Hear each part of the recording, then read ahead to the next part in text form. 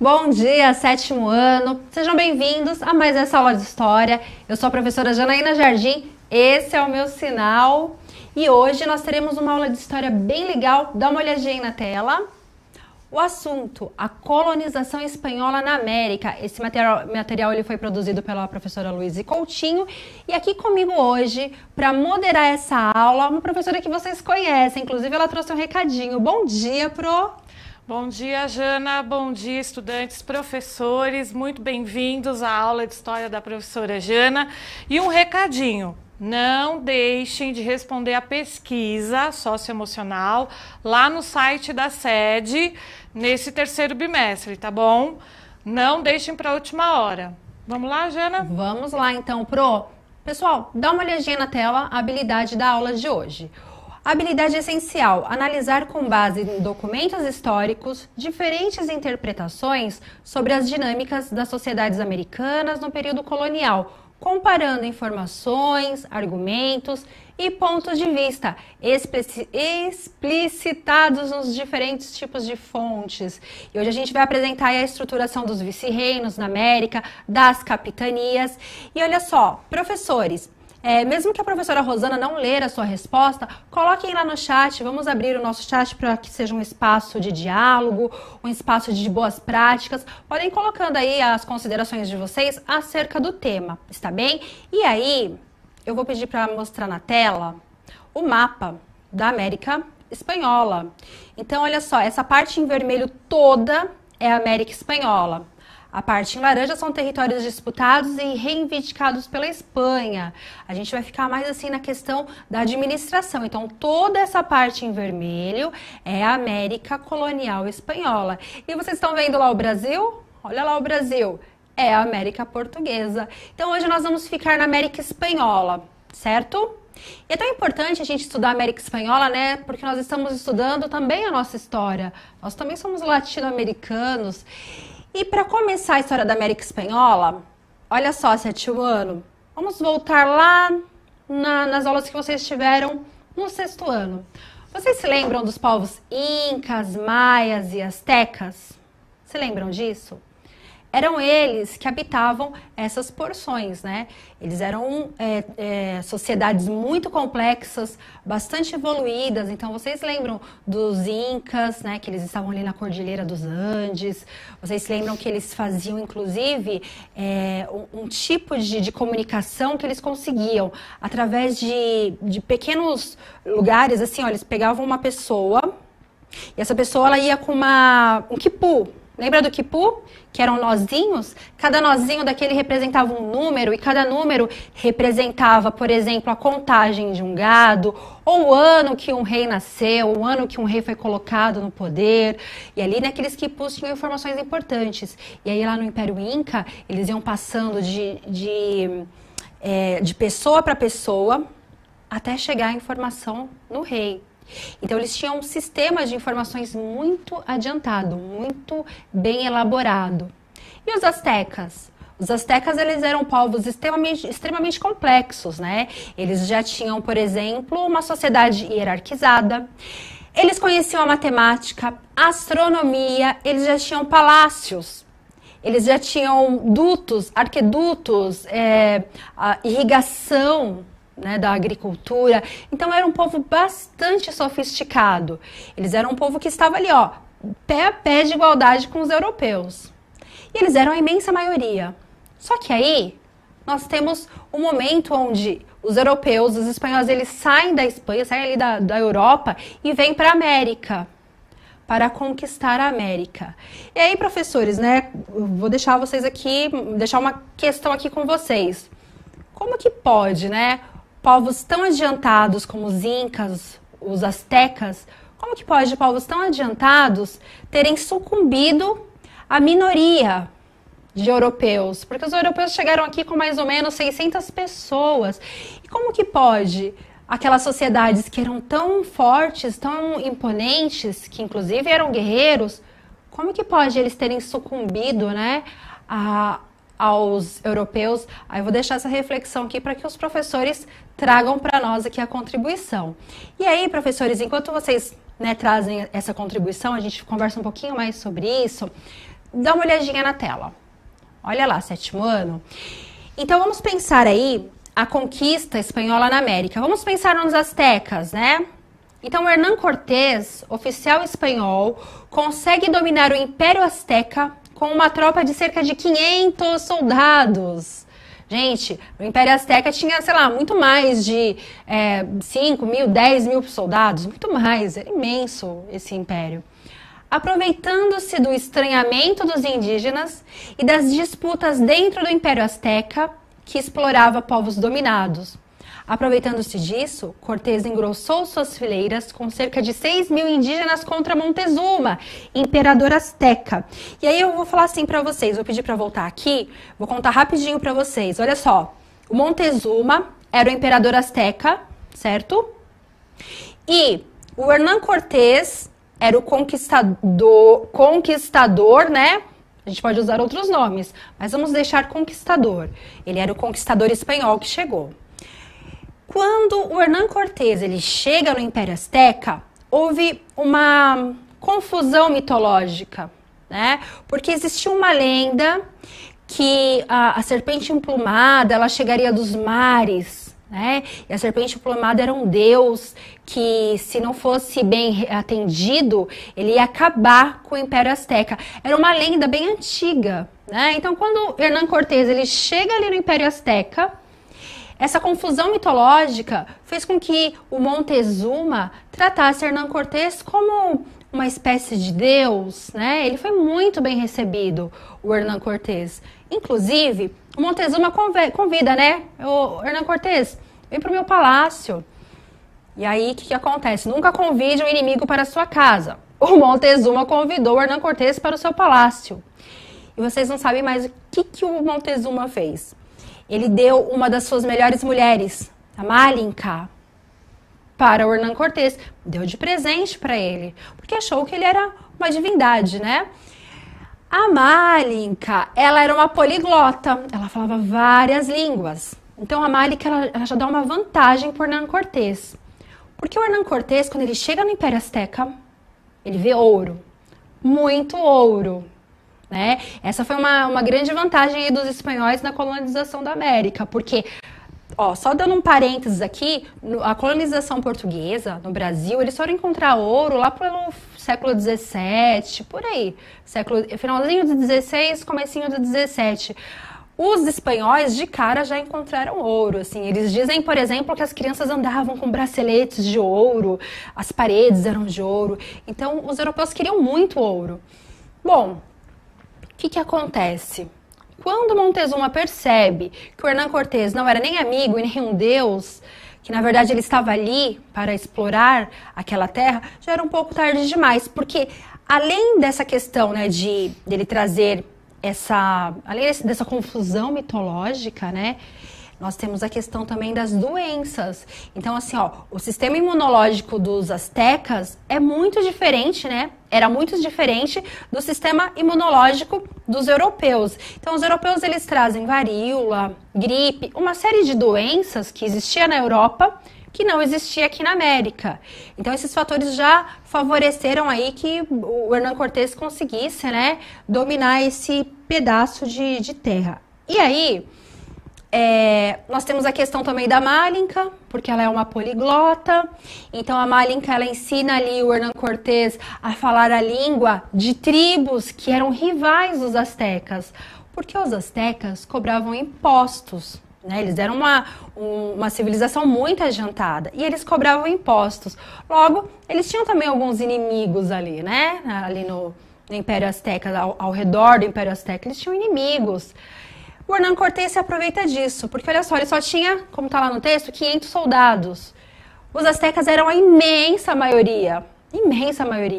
Mas esses fatores, né, esse engano mitológico, as doenças, isso tudo fez com que os europeus tivessem alguma vantagem em relação aos astecas. Uma outra vantagem também é porque eles chegaram com cavalos, né? Eles já usavam os cavalos, os europeus já se utilizavam de cavalos, enquanto os astecas não tinham esse costume de usar os cavalos. Uma outra vantagem aí dos europeus era a sua imensa vantagem bélica. 7º ano, vocês sabem o que significa bélico?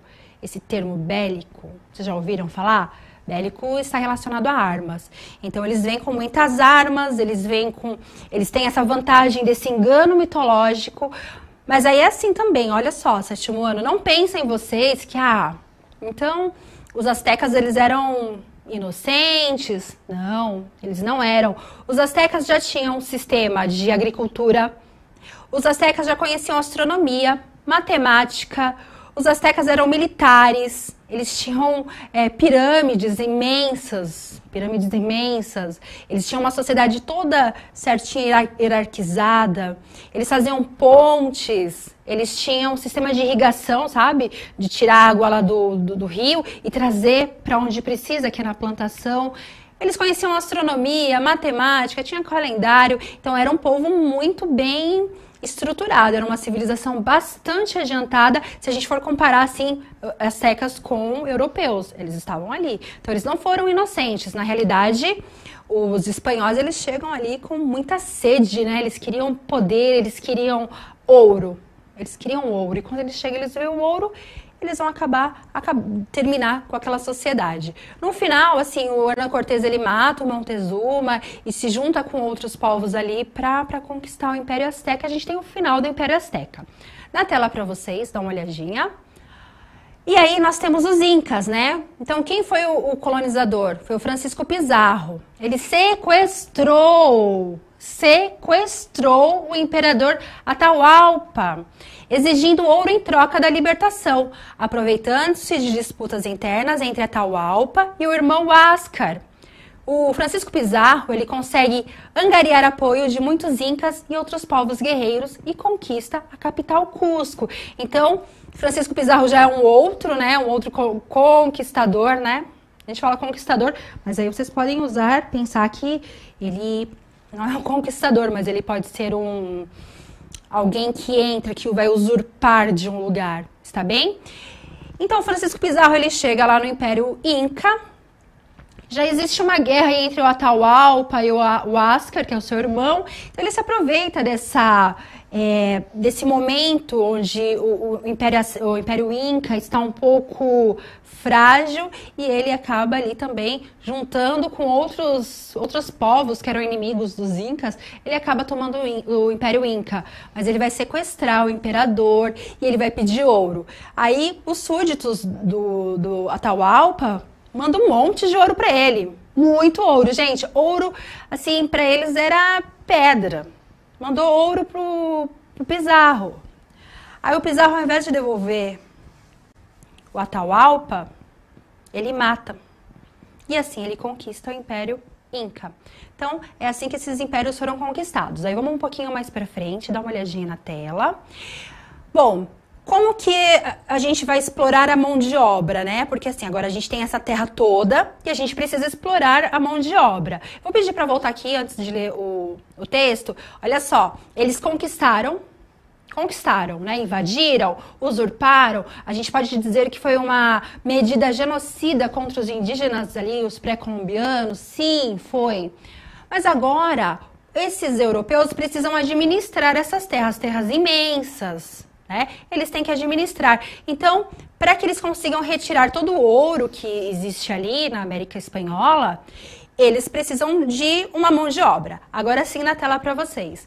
Qual foi a forma de mão de obra utilizada? A mita. Então, vamos lá. O que era a mita? Era o trabalho indígena obrigatório durante 4 meses no ano. Os indígenas recebiam baixos salários, sendo parte em metal, parte em alimentos e bebidas, né? E sobre a mita, gente, o que eu posso dizer é que a mita era um tipo de relação de trabalho que já existia entre os povos indígenas. Eles já usavam, mita é como se fosse turno, né? Então eles já usavam esse tipo de, quando eles tinham, por exemplo, obras muito grandes. Eles convocavam uma população, um grupo de indígenas para ir lá fazer as grandes obras. Isso lá no Império Inca e Azteca. E os europeus se utilizaram desse tipo de trabalho, né, nas minas, e começaram a chamar em turnos ali os indígenas para trabalharem nas minas. Só que era um trabalho compulsório, era um trabalho que muitas vezes matava esses indígenas, porque era um trabalho muito pesado, né? Não existia mais a questão do eu escolho ir servir, não. É compulsório, você tem que ir. E era um trabalho muito pesado, muitos indígenas morreram nesse tipo de trabalho. Na tela para vocês, dá uma olhadinha lá. Encomienda. O que a gente pode falar da encomienda? O colono espanhol, ele podia cobrar tributos dos indígenas em forma de mão de obra, ouro ou em espécie. A coroa concedia para cada colono, né, o colono era o encomendeiro, né, concedia uma determinada área e número de indígenas, dos quais poderia exigir tais tributos. E aí é assim, gente, na encomienda, né, o que o indígena ganha na encomienda? O que ele ganha? Catequização. Isso tem uma cara de escravidão, né? A historiografia não entende a encomienda como uma escravidão, tá? A historiografia vai chamar de relação de trabalho, a encomienda. O encomendeiro, ele pode ir lá contratar o indígena e ele paga como? Com catequização. Porque nessa colonização da América, a igreja ela vem junto, né? E a igreja, que é a cruz, ela vem justificando todos esses atos genocidas de atrocidade contra os povos indígenas que já estavam aqui na América. Então, receber a catequização e a fé católica eram o que eles estavam ganhando por trabalhar nas minas e gerar riqueza para o encomendeiro, logo para a coroa. Está bem? Espero que essa ideia tenha ficado bem clara para vocês. Tem alguma contribuição no chat? Eles estão... Galera tá dando bom dia, Osasco, Cananéia, Itapevi, todo mundo acompanhando essas aulas, estão dizendo aqui, maravilhoso, muito aprendizado. Muito bem, legal. Então, vamos falar um pouquinho de mineração, 7º ano, dá uma olhadinha na tela, olha lá. Atividade econômica principal. Por que principal? Né? Eles queriam extrair prata e ouro ali das terras, porque eles encontraram muito ouro e eles queriam muito esse ouro. Atividade econômica principal, com mão de obra indígena, né? Os mitaios, que extraía, fundia e transportava o ouro. Então é importante lembrar assim, ó, que esses povos indígenas que estavam aqui na América, né, antes dos europeus chegarem, eles já tinham essas práticas e saberes. Né? Eles já sabiam fundir o ouro, eles já sabiam trabalhar com mineração, eles já sabiam. Então, o europeu ele se aproveita dessas práticas e saberes dos indígenas que estavam aqui para poder extrair o ouro. A mineração foi a principal atividade econômica, né, que os europeus exerciam aqui na América Espanhola. Gente, a América Portuguesa, Brasil, é totalmente diferente, tá bem? Já é um outro sistema. Geralmente a gente compara os dois, mas vamos ficar aqui na América Espanhola. Então, até aqui, a Pro falou para vocês da forma, né? A gente tá pensando aqui como que a mão de obra foi utilizada para a extração mineral. Projana. Sim, querida. O professor João Carlos, ele colocou aqui, no fundo, era exploração mesmo. Perfeito, Pro Carlos. É isso mesmo. No fundo, era exploração, né? É aquilo. A gente vai dizer assim, por exemplo, a encomienda não era uma relação de escravidão. A historiografia vai dizer isto. Mas se a gente for pensar, quando você trabalha de graça, a Pro não ganha nada. É o quê? Né? É escravidão, né? É escravidão. Exploração. É exploração. Obrigada, professor. E então agora a gente vai pensar uma outra coisinha aqui. Dá uma olhadinha na tela. Atividades econômicas, né? Quais eram as atividades econômicas? Então a gente tinha a hacienda é a grande propriedade, né? Tinha onde eles faziam, na verdade, agricultura. Tinha a plantation, criação de gado, manufatura, produção de artigos de lã, poncho, chales, destinado ao mercado interno. Comércio, controlado pela casa de contratação. Então, assim, no geral era isso, agropecuária, manufatura e comércio, né?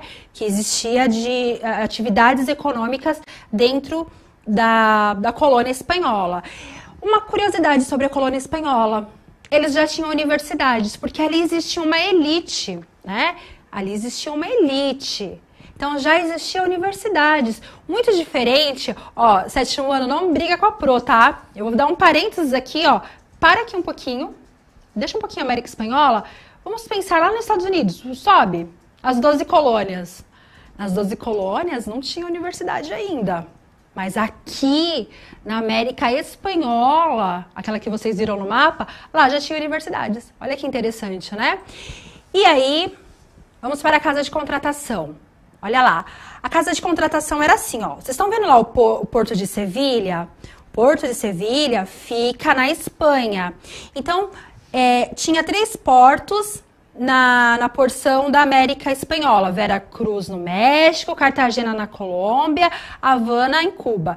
Então, tudo que entrasse e saísse tinha que sair desses 3 lugares, Cartagena, Veracruz e Havana, só podia sair desses lugares e sempre tinha que entrar pelo Porto de Sevilha.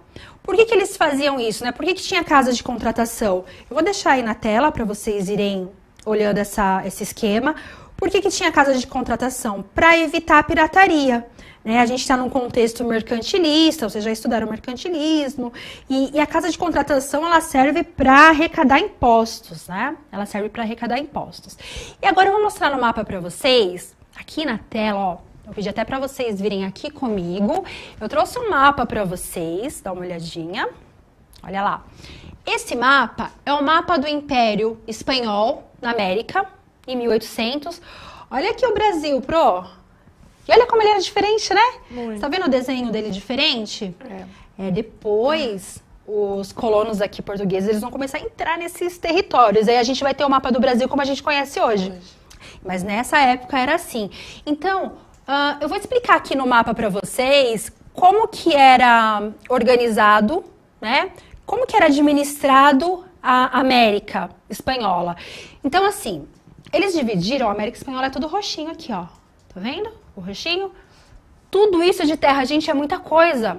Muita coisa. Muita terra. Então, eles dividiram de 2 formas. A gente tem vice-reinos e capitanias. Então, ó, eu vou mostrar o primeiro vice-reino aqui, ó. Vice-reino da Nova Espanha. Olha lá. Vice-reino da Nova Espanha. Vice-reino Nova Granada. Vice-reino do Peru. Vice-reino do Rio da Prata. O que é o vice-reino? O vice-reino é como se fosse... Aqui são os lugares onde eles mais encontraram ouro. Aqui foi onde eles mais encontraram ouro. O vice-rei, ele se comunicava direto lá com a Companhia das Índias, que estava na Europa. O vice-rei, aqui na América, é como se fosse um representante da coroa espanhola aqui na América. E não era qualquer um que podia ser vice-rei, não. Somente os chapetones, que eram uma elite, né, aqui na América espanhola, que eram pessoas que nasceram na Europa e vieram para cá. Somente eles podiam ser vice-reis. E no vice-reino nós temos locais onde eles encontraram muito ouro. Então aqui serve assim para administração daquele ouro, parte fiscal. E assim, dentro da América Espanhola é a instância mais poderosa. E aí nós temos o quê? As capitanias, ó, então rapidinho aqui, ó, Capitania Geral da Guatemala, Capitania Geral de Cuba, Capitania Geral da Venezuela, do Chile. E essas capitanias, olha lá o Chile lá embaixo. As capitanias eram locais onde eles não encontraram tanto ouro. Só que assim, ó, pessoal, os indígenas estão resistindo. Os indígenas não pararam de resistir, eles continuam resistindo. Logo, as capitanias elas servem justamente para guardar esses locais, para evitar que entrem piratas por ali, que esses piratas entrem ou saiam com ouro sem que a coroa saiba. E aí, na capitania geral, a gente tem essa questão mais logística e militar. Bom, eu vou deixar aqui na tela para vocês, deixa eu só... essa análise de documentos históricos, né? Eu vou deixar 30 segundos na tela para a gente poder falar um pouquinho dela.